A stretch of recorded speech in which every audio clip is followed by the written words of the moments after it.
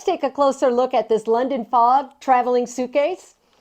It has a handle that is very adjustable, and then it has wheels.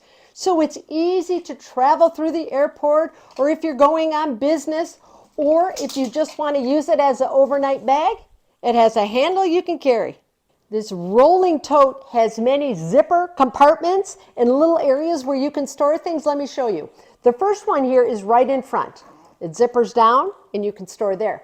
Then there's one right here at the top that allows you to store additional items. And then there's a zippered pocket on both sides that allows you to store additional items. And then let me show you when it zippers down, okay?